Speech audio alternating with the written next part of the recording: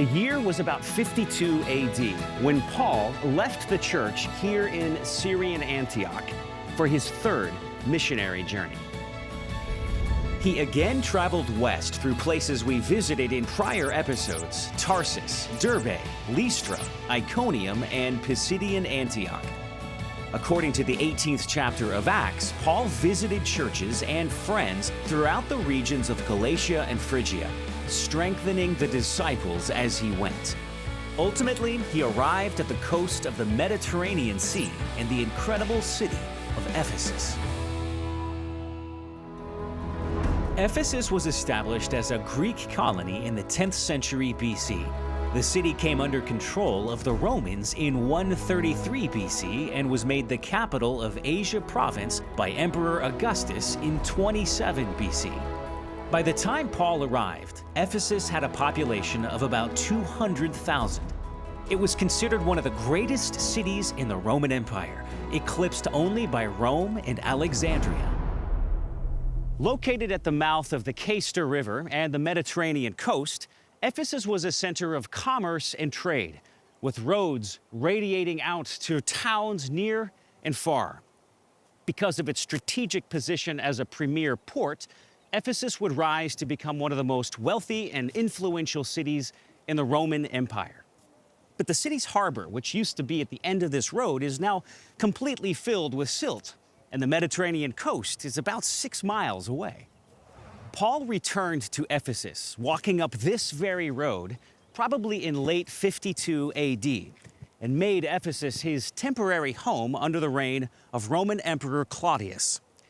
Now, during his roughly 30-year traveling ministry, Ephesus was one of the places Paul stayed the longest.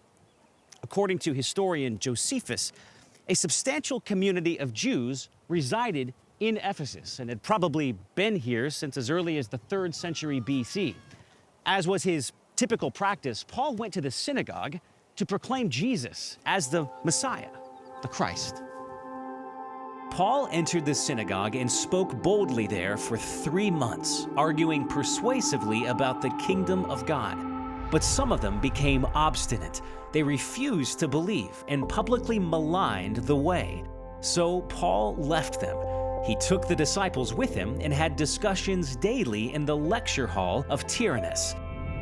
This went on for 2 years, so that all the Jews and the Greeks who lived in the province of Asia heard the word of the Lord.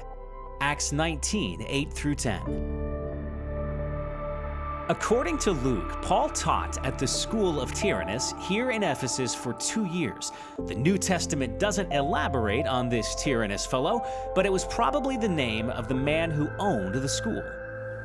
As for the location of the school of Tyrannus, the most likely candidate is this building, right next to the famous library of Celsus. Now, this structure was designated as a lecture hall or an auditorium by a 3rd century inscription that was discovered. And although many scholars believe that this was used as a courtroom during the time of Paul, many others believe that this was where Paul spent 2 years of his life teaching. Right next door is the Library of Celsus. Although this was built a few decades after the events in the New Testament, it's still an incredible place to visit. The Library of Celsus was built in the late 2nd century AD by Julius Aguila in honor of his father Celsus, who was a Roman senator and governor of Asia Province. Now, the library was built to house 12,000 scrolls and to serve as a ceremonial tomb for Celsus, who was buried in a crypt below the library. In its heyday, the Library of Celsus was considered the 3rd largest in the ancient world, behind Alexandria in Egypt and Pergamum, which is just up the road from me, about 80 miles.